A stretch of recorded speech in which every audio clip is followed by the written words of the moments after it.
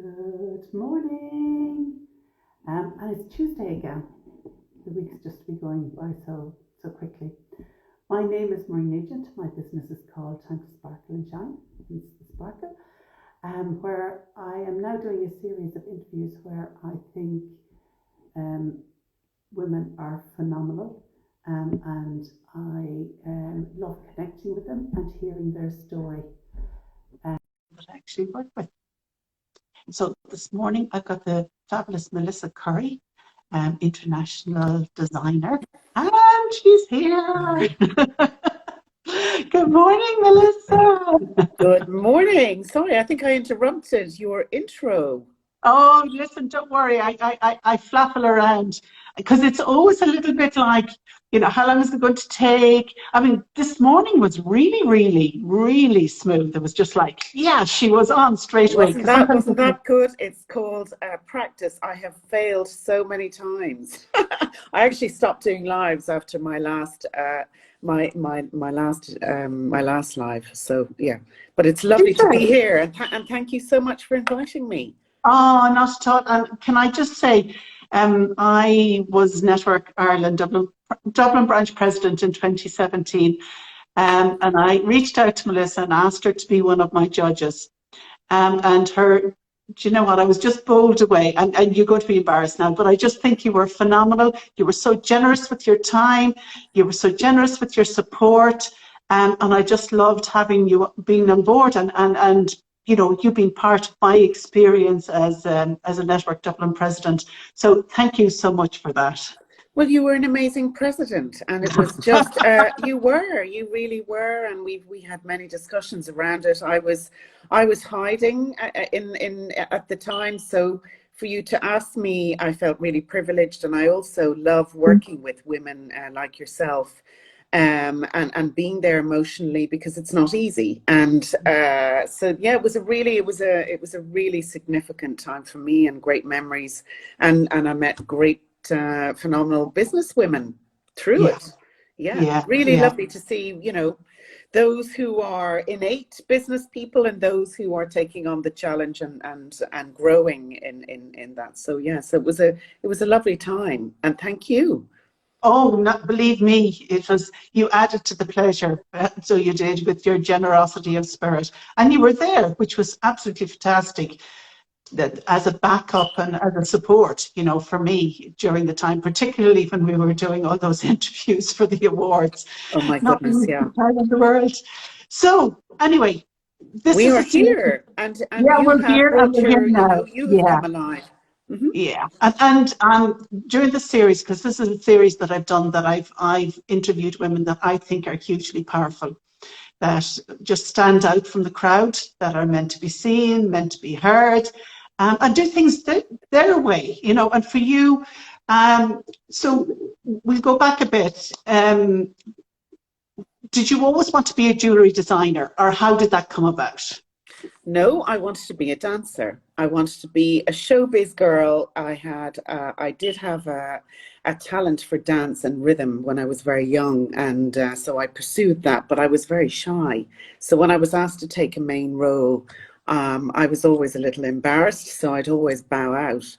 And even though I had this talent, so I guess I really wanted to be Madonna or somebody like that. It just wasn't. It obviously didn't turn out like that. But and then I was very creative also, which I pursued. And it took a little bit of time to really understand where I would go with that and what really interested me. So. So it wasn't until my mid 20s that I really knuckled down and pinned what I wanted to do. After a lot of faffing around, a lot of travel, a lot of experimenting, I did college in Paris. So I thankfully, my parents were very generous. They sent me to France, not knowing that I wouldn't come back, but that was another problem. Of course, I wasn't going to come back. I was gagging, to take on the world. Yeah, the freedom that came with being in Paris. You were what, 17, 18?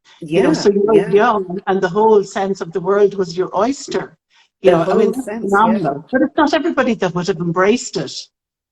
Yeah, I mean, some people would say that that was reckless. Where was my No. career? I just couldn't see my career in Ireland, and my father was always traveling, so he was, I really looked and admired him, because he was in the bigger world, which I was so, I was dying to enjoy and to discover. So I guess he helped me there. But yeah, not coming back was a decision. It was a hard decision, but I took it. I went to advertising school, and I worked at the weekends in a wonderful cutting edge jewellery company, not knowing that I would become a jewellery designer, but I actually worked from the ground up.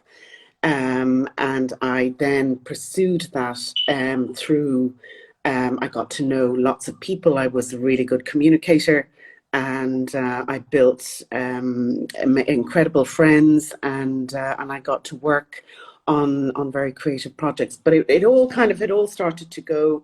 The funnel led to the more fashion side of things, which was really exciting for me, and it was so diverse.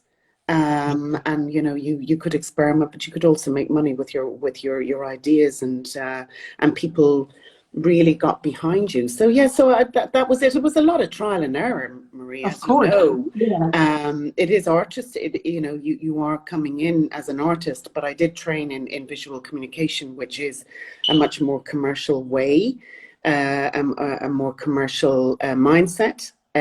So I dabble in both sides. So, I think from what you were saying, because I know you were saying the time that we would have met that you were shy, and I think that it's something that is inherent in a lot of people is like being an extroverted introvert. Mm-hmm. The part of you loves to shine, but then part you guide. You mind part of yourself as well. So it's getting the balance between the two. Right, and the path that you took allows you to be the extrovert, because in your jewelry, color is important. Very, yeah. It's the energy, it's the driver, it's the emotional. That's not just by chance. I love color. I celebrate color. I traveled all over the world to I suppose to discover the importance of color and to live it, actually, because here we don't get it enough. So Africa was a huge place of discovery for me. So was China, and Asia in general, but Africa was significant. So it really helped me to develop my color and my fascination and my love of it. So it's a very important message in my work. And always will be. I think it conveys energy, emotion, and a lot more. There's a lot of psychology behind it. Yeah, and I think that's something that's becoming more and more to the fore, because I know a few of color therapists that basically, that's what it is that they use, the color that, that represents you, the color that empowers you, all of these things that, and it's why the importance, I love color, and I always have loved color. So, and I find that it really empowers me. And, I use color, the more, as you can see, the more I love vibrant. it. Popping pink. Yes, exactly. So the more vibrant, the better, because it does give you, it brings an energy and a frisson, to It what it does. is you're wearing, and allows you to, I don't know, just brings you out of your world and makes your world brighter. So And it does. others. And Yeah, others. The and impact. I others mean, as well. Yeah. it was interesting just at the beginning of lockdown, and how we had to navigate the Zoom, and facilitate a different way of communicating. It was interesting that women started to understand why color was really important. And it is really important because we're in flat screen. It's very unemotional. And all of a sudden, you know, we're looking at this. We're not looking at shoes. We're not looking at stockings. We're not looking at, you know, your bum. You're not looking at anything. You're Yeah. looking at here, and this is your Yeah. impact space. So, Yeah. wearing a colorful neck piece or an earring or something, it engages people, and it leaves something that is again an emotional connection and something that you keep. And you know, it's almost like it's a safe way of experimenting as well.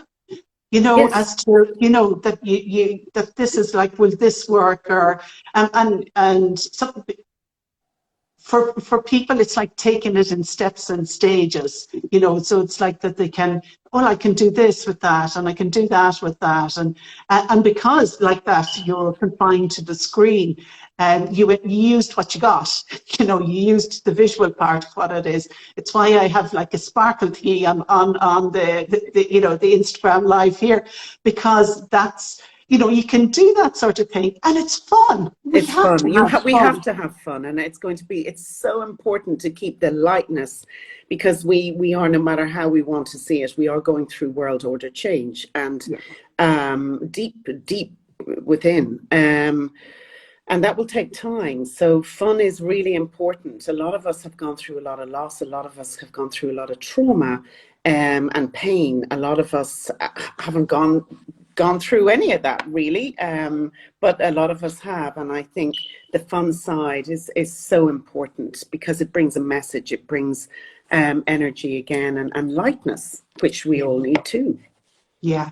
And it's like a cloak that you put on when you put on your jewelry or you put on your collar, that you can embrace it and you can step into that persona of, you Yes. know, that sparkly person, or that person that, you know, that gets empowered with the vibration. Um, Words are also important to you, and your success. And I'm wearing mine here, and I've had it since the time that we worked together, Melissa, and that's your success jewelry, literally a bar with success written on it. And I think, you know, that is, we underestimate the power of the words that we use. And wearing, it's why I like, you know, if I'm wearing tops, I'm, you know, there'll be something empowering said on it. My kids laugh at me, you know, what they do, but I just love that. I love that it says something powerful, that it conveys a message. So what was it that, you know, when you started, you know, the idea that came, why did you do the success, you know, set? What is it Well, that? that came from within. It's a hard piece. It took a long time to come through, because I was coming from advertising. I was coming from, you know, very strong storytelling. That, you know, that was it was based on reality, and drawn from nature, and all sorts of, you know, from the environment. But success came from within, and it came through my challenge. So my challenge was that I had gone from something quite successful to something that had had a completely had a turn of events that were very dramatic, very painful, very solitary. And I had to go into that space of nothingness, almost nothingness. And obviously, it's not the right word now, but deep thought and deep reflection, because I had to come out of a world that I'd built for myself that was highly successful, and economically, it was economically successful. Mm-hmm. And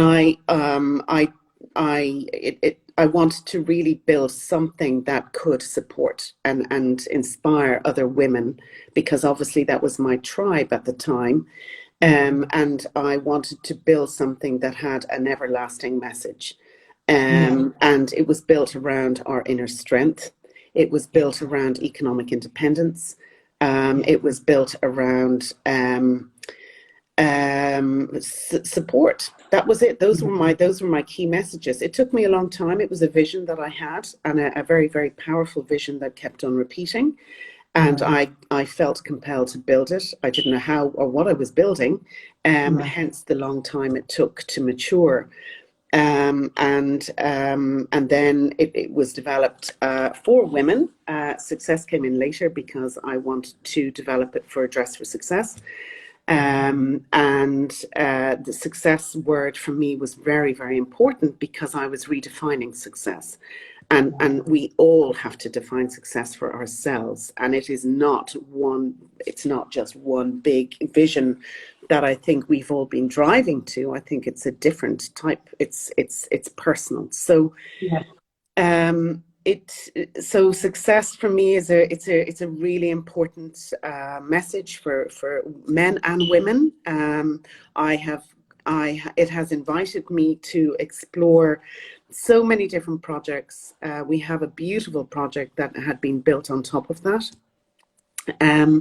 And we built a lot of sports. We built a whole beautiful collection, actually. So it started with the bar, and then obviously it developed into a significant collection. Myself and Anne Kiernan, former head of Lynx designer, helped me technically to build the collection. And as you know, it was got back in, what was it, 2014, when the pieces were actually revealed.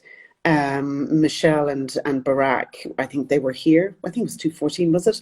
I really wanted the first piece to go to a woman who inspired the world, and her husband. Whether you're political or non-political, it was quite an extraordinary moment when they came to power, because it shifted everybody's perspective politically. So anyway, and I was so delighted that the bars did go to her. The first 3 bars went to Michelle and her 2 children, Malia and Sasha. And that for me was my moment of, Mel, it's time, you've to step up, and you've got to bring this through. Yeah, because you were successful very young. You know, your success started when you were fairly young, you know, because you were in your 20s when you got, and a lot of it was you were trusting your intuition, and you're trusting your gut, and you're trusting your guidance. And it basically, it propelled you into a world that that allowed you to expand. It was an expansive world, yeah. Yeah, but it was almost like it was like that it took, because you, at the time, as you said yourself, you didn't have the team or the mindset, you know, to embrace it fully, that you went so far. And then, you know, that what was it like then, being in the success and being in the zone and being in the spotlight? And when did you know that it was beginning to change, and that, you know, that, because you are in an industry where there's rise and falls, you know, so it's like you rise up, and then it's like, because things change and you evolve and you grow. So it's like you have, as a person, you have to learn to adapt to these things, you know, so you adapt to the success, but also that you adapt to the changing circumstances. And, you know, particularly over the last year and a half, or the last 2 years, there's been another big adaptation in your, you know, where you've had to adapt to, where you had something that you were ready to create, it was all ready to go, and then, you know, it sort of like, it's a no, okay, like a lot of people, it's like, no, we're going it's nowhere. Like those emails you send and they never come back. Yes. But there's something within you that keeps you, you know, that allows you to adapt to the circumstances, that you've developed the resilience. And I think it came from that first success, you know, that where you rose to the heights, and then you know, how you had to adapt to the circumstances that followed that. And then, you know, and then allowed new creative flow to come in, and, you know, you allow that to come in and you follow that, and then everything changed. So it's like the resilience, I think it started probably when you were younger, you know, when your first set of obstacles that came your way. Well, as you know, when you're a kid or young, there are no obstacles. It's like that ski slope, you know, you just go, hey, I'm getting down there, and you don't care how you get down there, and you just go, I'm going for it. And that's what happened when, you know, when I go back to Paris, and when you know, when I opened that door into the world of fashion, And this incredible woman arrived on my stand, not knowing who she was or the power attached to her, because she was wearing an anorak. So she was heavily disguised in a fashion industry. And it started, you know, my success started at that moment when she invited me into her office in London.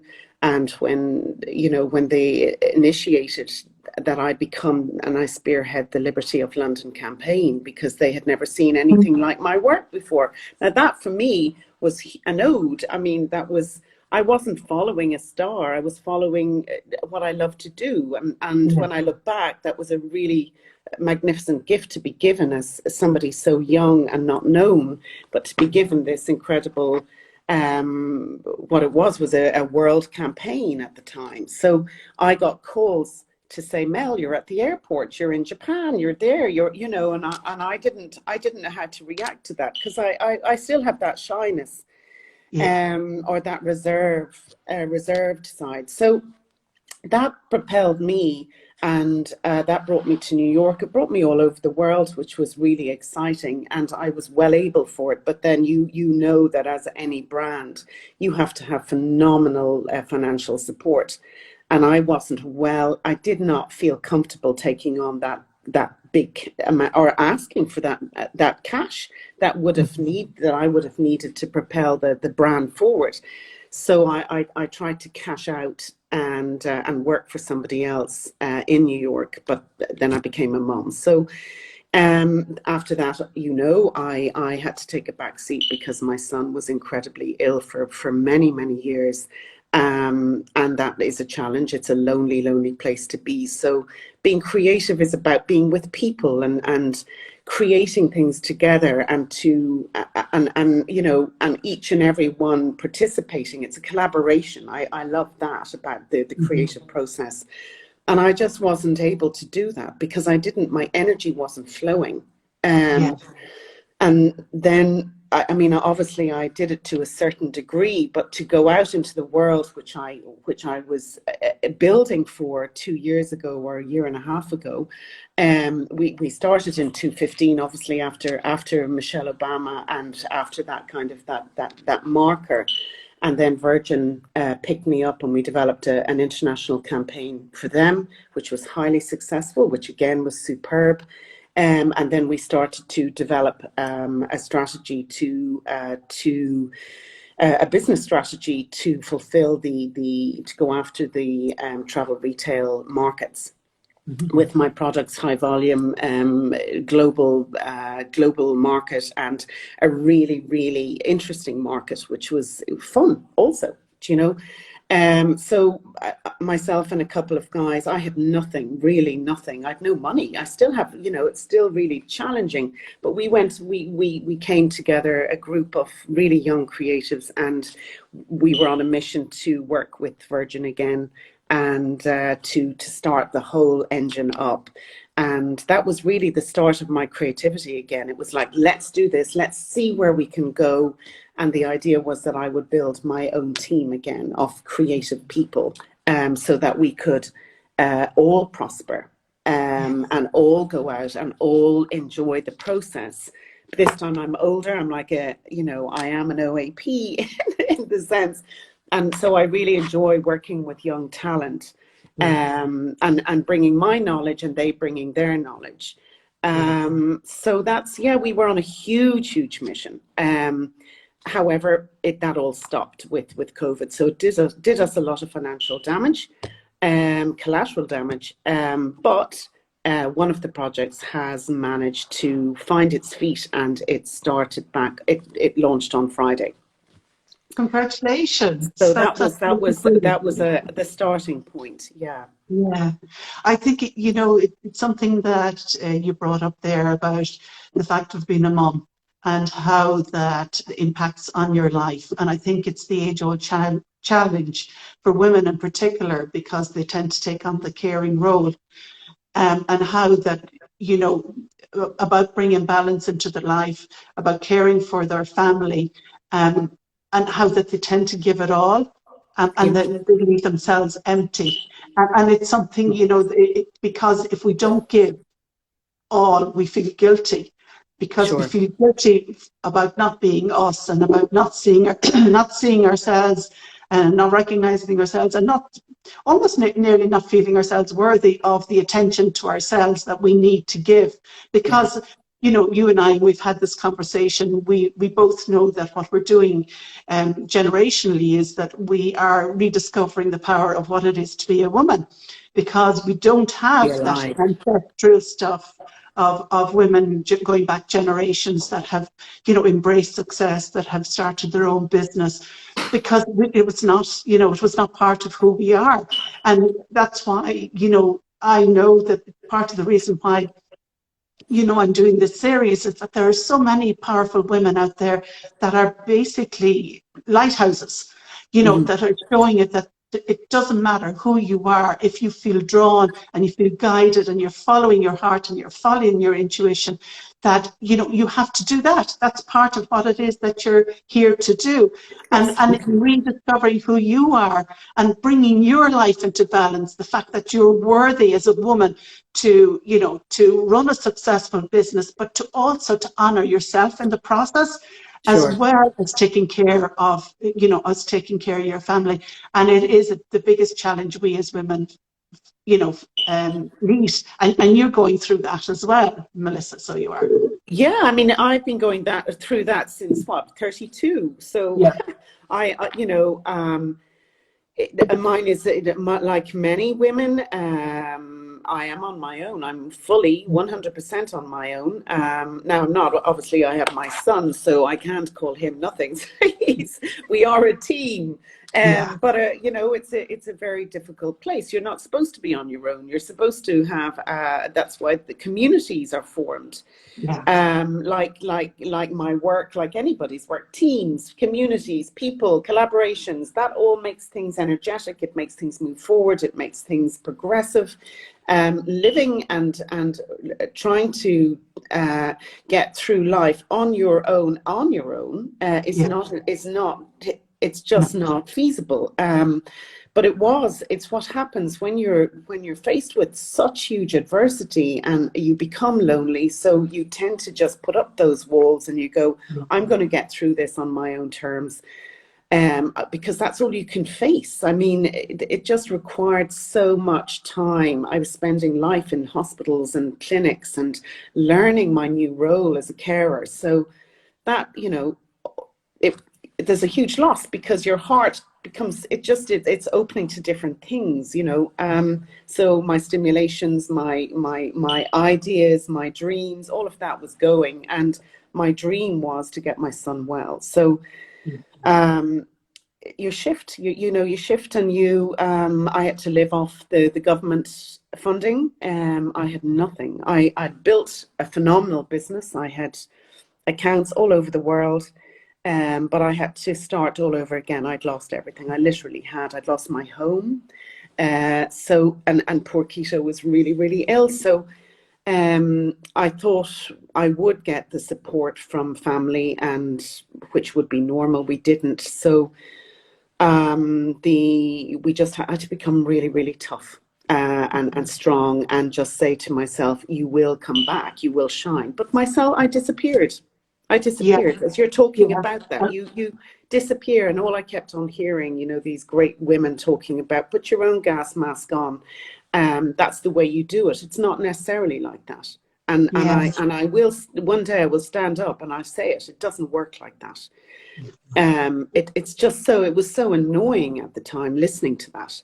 Yeah. Because when somebody's relying on you, Yeah. you just, yes, you do have to effectively think about yourself, but on that level, it just, they come first almost. Yeah. So, yeah, so solid, everything. I believe you turn every challenge into a positivity. And I was talking in the UCD Academy, Innovation Academy recently, and I said to them, they asked me, what was the biggest challenge? And I said, on your own. You are on your own. And Yeah. they said, well, how did you overcome that? And I said, well, I embraced it, because being an innovator, or being a woman in business, or being anybody who's stepping out to shine light and to drive forward a business, and we have innovated. So in our business model, you have to be alone and you have to be comfortable being alone. So I I just say, think that, look, turn it yeah, around. Say, I'm yeah, good at this. I do it yeah, every day. yeah. And it's going to be, that's where I am. I'm actually most comfortable now being on my own. Yeah, I totally agree with that whole thing of it's in your own experiences that you find the strength of actually who you are. And it's almost like you do have to be on your own to Yeah. do that because you don't know what it is that the strengths that you're going to discover until you're facing up the challenges, whether it's financial or family or whatever. Mm-hmm. And you do have to, you go into the depths, there is Yes, you actually do. no two way about it. You do go into No the depths, choice. you go into the sorrow, you go into the loneliness, you go into the isolation, you go into the fear.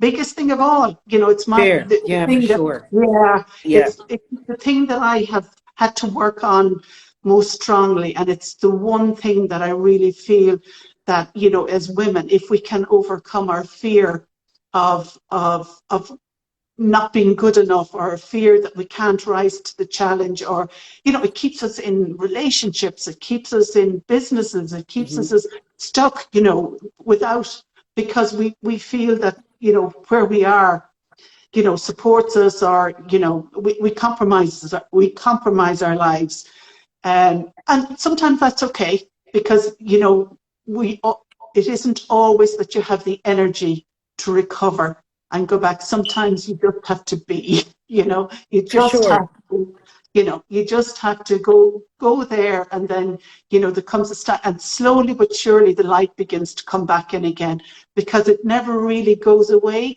It's like a fire that's dampened down, and you Sure. just need that bellows to come in to blow the flames, to start them up again. And I think, that's what happened in your life, and that's what happened in my life. So it's like the bellows is coming back in again. So Yes. listen, Yeah. and the flame is beginning to grow again, and it's bringing you, in a different direction. Would you have considered yourself spiritual? Very. Yeah. From Okay. from a very early age, and I have to be. My work is, I draw from my environment. So I draw from the sky, I draw from the earth, I draw from people, I draw from the energies around me. And that is the work of an artist. It's the work of anybody who's in the creative space. Yeah. And it's really important to guard that. And my heart is really important there too. So, you know, I would, yeah. If I'm not aware, if I'm not connected, and being, I will really suffer, and my work will really suffer. So it's, you have to navigate from that to the business world, because the demands of business are so terrifying, and outrageous sometimes.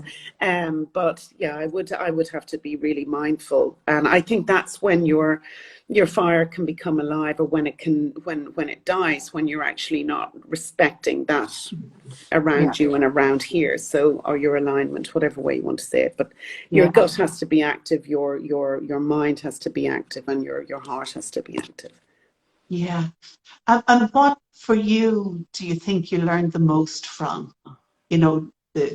What was it that what set of circumstances in your life that you came out um, stronger from? Like, was there one set of circumstances, or was there like, there was never-ending challenges, because certainly Perpetual the lane business. of trying. Yeah, I'm still in them. I'm still jumping hurdles every day. I find people exhausting, Okay. as inspiring. Um, I think I have to thank my son. To be really honest, he has taught me so much, and Yeah. children do. Yeah. They open doors that you never thought were there for you. They challenge you. in all sorts of ways, and I think yeah, I've got to thank him, and I've got to thank the friends that who have stayed by me Yeah. to, you know, and encouraged me, because it is not easy. It was Yeah. never easy, and I don't like bringing my load and onto people's lives, but anybody who is aware of my life, they know that I have burden. I am burdened. But we try and lighten it up, and we try and do what we can. And you know, one last week when Virgin say, look, we're going ahead, that for me was a win. That was like, okay, here we go, we're back up, our engines are up, our creativity is going forward. All those things that we imagined, they're, you know, they're actually there, and the people are going to start interacting with them. And now we will go forward with all our other projects. So the light is there, the fire is there, the energy is certainly building, and yeah, we're ready for another round, I think. Excellent. Tell me about Pogue and what, because for those that are looking at it, it's Kiss. It's a, yeah, so Pogue is a really gorgeous, again, yeah, it's a gorgeous collection. I built it, again, it came from the time of when my son was really small. We were isolated. I had no connection with Ireland. I was completely Francophile. And I didn't know even my language. I was really bad at Irish in school, but I came up with the idea of, wouldn't it be beautiful to build something different for the younger people? And that we had Claddagh, we had these beautiful sentimental jewellery pieces, and an incredible history of art and jewellery going back to the Torque age, etc. So I said, right, let's think about something else. It took me about 11 years to bring through. So Pogue, for me, is a symbol of love and friendship. It's Kiss in Irish. Again, myself and Anne Kiernan worked on it together to bring out the full collection. So it's playful again. It brings in that, yes, it's sentimental, but it's got that play. It's got that little kind of spin, so you can wear it up when you're in love, and when you're down, you're taken. So everything spins. You've cufflinks, you've rings, you've even your locket. So it's bringing love and friendship wherever you go. We launched it on Aer Lingus just before lockdown. We were giving back to young people's mental health. So there was a lot of stakeholders involved, and unfortunately COVID brought us down, so that all failed. But Pogue is living on. We've built it, and we are hoping to bring it to the airport for Valentine's Day and next year, because obviously the airport is only picking up now. So Pogue is a new symbol of love for Ireland, and it really hones in on the younger people greatly. It's got wonderful values in its sustainability policies, and it very much reaches in and supports mental health in the young too. So busy. And that is particularly so important after the last couple of years that we've had, and the impact that it has on the younger people. And basically they have been surrounded by fear, you know, and being taught to fear. So to have this symbol to come in, you know, that they can wear, that just uplifts them. And exactly the same thing with the success and with your other, you know, jewellery designs that, you know, the Melissa Curry, you know, the color, the vibrancy, the energy and the vibe that comes with it. It's like, yeah, I mean, if we could bottle the vibe, wouldn't it be great? We need to bottle the vibe, yeah, and it's the vibe has to go to the next level now, because we have innovated with both collections, because we believe that it is, you know, they are dynamic. Storytelling is such an important part of jewelry and product. You look at Apple. They do an incredible job, but you know, they're less emotional. Jewelry is emotional, so it has to come from heart if you want it to survive. You also have to be very diligent and creative in its marketing. But I think Pogue is for me, it's a wonderful, for me, it's a giving back to my culture. Yeah. And believe it or not, we have 80 million people who claim Irish descent in the world. Isn't that phenomenal? That is phenomenal. I think, you know, because of, when you think of it, we had a population of 8 million, you know, in this in this tiny little country. And we lost 4, I think, in the famine. And or, you know, Yeah, yeah, between yeah. death and basically people emigrating. So we have impacted pretty much every country in the world. And, you know, people claiming the heritage and you know, that comes with the fact of, and it's that storytelling that you know, that you've spoken about. It's that history of the spoken word and the power of word and the power of music, you Yeah, know, and the yeah. power, the magic. And, you know, we spoke about this, and, you know, I get a real sense of, we would know about magic and myth, and it would have been dampened down over the centuries, but, you know, you can almost feel it. The land is getting reactivating again. It's beginning to let go of some of the traumas, you know, that it would have gone through. And if any country has gone through trauma, it's been Ireland, you know. So, and I think there's it's sort of been sidetracked at the moment because of what's happened over the last couple of years. But I feel that when it's almost like the energy is being held back, that when it gets going, it's just going to go phew, Yeah. because of the fact that it was so curtailed and so, you know, there's just going to be such an embracing of life, you know, of deciding what's right, about following your heart, about, you know, because of the fact of you know, the youth has been held back, that, you know, that when they're going to be out, they'll be like a hare out of the trap. So they Well, will, they're really hopefully. important for us now. I mean, art and creativity is actually just so important right now because it heals, it brings energy, it revitalizes us, it tickles our imagination. We need all of this. We Yeah, need to transfer all that over. So art is going to be like it's going to be a massive, massive part of us going forward. And also during, you know, over this last year and a half for Ireland, it's massive. If you think we all, everybody coming to Ireland, we go inside, we go into a pub, we go inside, and there are usually dark places. We're outside now. I know it's not, you know, it can't happen every day, but we've actually we've yeah, transitioned, yeah. and we are now sitting outside.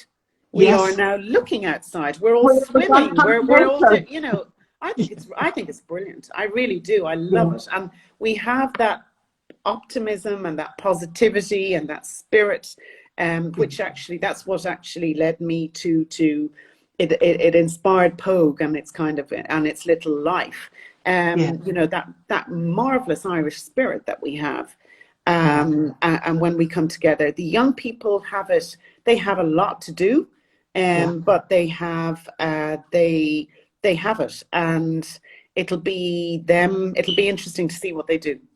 yeah, yeah, totally. And you know, for them, it will be about learning who they are and the power that they possess.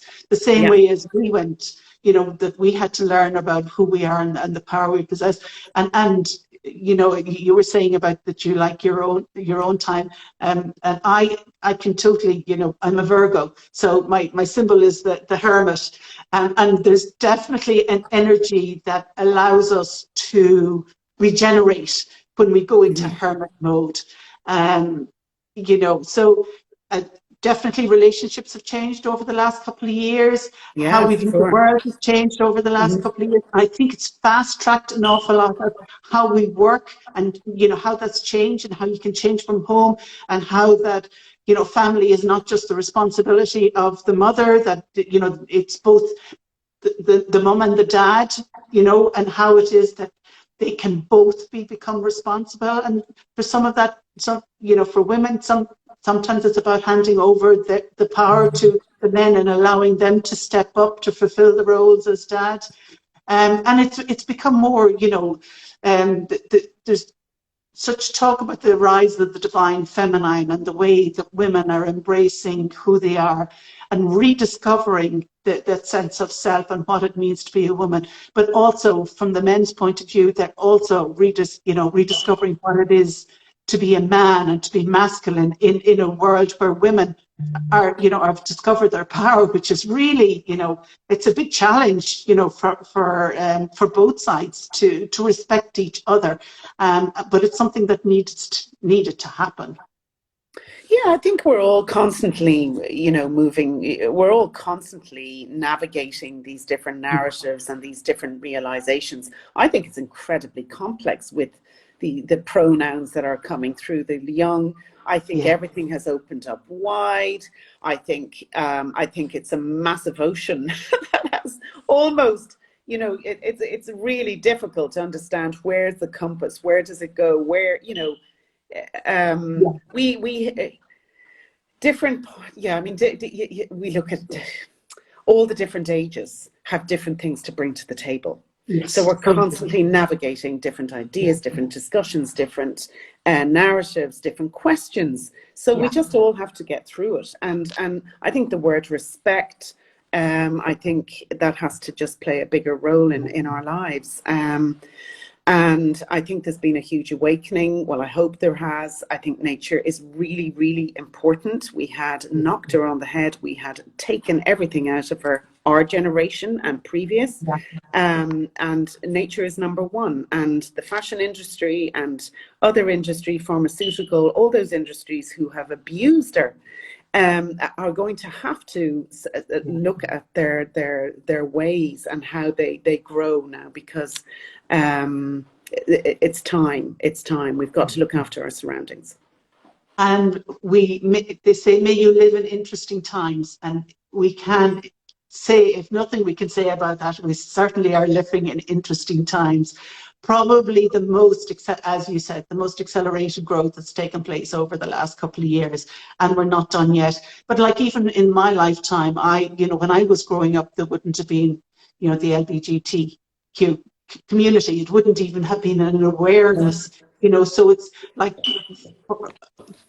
changing our perspective and our view, and we're going to see that an awful lot coming more in the children that are coming up, because they're here to change the world.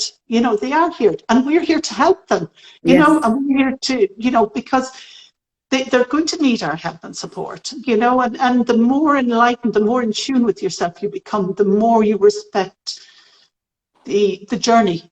And I don't like using that word journey, but the path that other people have going on, and their impact that they're going to make on the world. Yeah, huge. And it's their turn, And it's absolutely. their turn. But we're still here, so we are. Oh it's no, still absolutely. our turn. Oh, absolutely. Very much, we're here, and we're all, we're all a big part of that world. So, but there are incredible conversations popping up, and changes, and it makes it really exciting. It's terrifying, but look, that's where we are, and there's positives and negatives everywhere.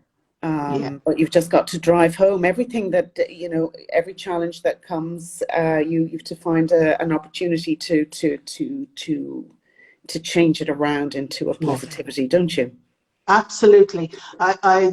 My ethos in life is that, there's always the best of a worst case scenario. No matter what crap that I've gone through, there's always been something that, that I've been able to take from it, that it taught me, it pushed me to let go, it changed how I perceive things, and become more fluid, in following my own intuition. So what's next for Melissa? You've got a new next year. Got a new. We've a number of projects that we've in the pipeline. I've worked really hard during lockdown, and you'll see us coming through. And I've got about 5 different projects, and we'll see which one goes forward. Virgin is really exciting. Not cruise. Cruise is not, obviously it's not very environmentally friendly, but they have turned around. There's a number of their they have challenged that whole area and trying to direct and deliver a much more sustainable way for travel retail. There's a number of those cruises coming through, so we're involved with them. We have a project that is pending for the airport, really cool for Pogue. Almost a whole new experience for the Irish consumer who's coming and who's coming in and leaving home. I think it's a great way to, and certainly it's a perfect opportunity now to share kisses with all the people we miss. So that's coming up, and there's a couple of things that I can't talk about. We're under NDA, but there's a lot there. So. Excellent. Yeah, it's exciting, but it's terrifying. But that's just got to go with it now. I've had enough. I want to be back out in the bigger world, and I need to be for my own energy. And creativity. And creativity. Melissa, you're an absolute inspiration. Like, you know, the strength and resilience and honesty that you have. You know, that you speak about is, you know, I think that we, you know, sometimes we feel that people, you know, you see a glorious picture and you see somebody and you say, oh yeah, they've got the perfect life. But the reality behind that, you know, there's struggles, there's highs, there's lows, there's successes, there's dips, because I don't really like to call them failures, but it's like things that don't quite work out the way we intend them to. Sure. You know, sure. And so there's dips, and then there's time out where you have to assimilate and you have to integrate, you know, your experiences, and you have to rest. The importance of rest. You have to rest. I mean, I see that more and more. I don't have the same drive. I have the drive. I'm a driven person, but I certainly don't have the ability to to party and to run a business the way I would have when I was younger. So I'm really conscious of what is in my tank, socially and emotionally and physically. Fabulous. Melissa, thank you so much for taking the time out and chatting with me this morning. The very best of luck. When we're all at the airport, then we'll be able to see your differing designs. It'd be like Melissa Curry, you know, basically sending love sending love to the world. Sending love to the world. From my heart, cheers with love. Bye, Melissa. Thank you so much. Bye. Thanks for everybody for joining. Bye.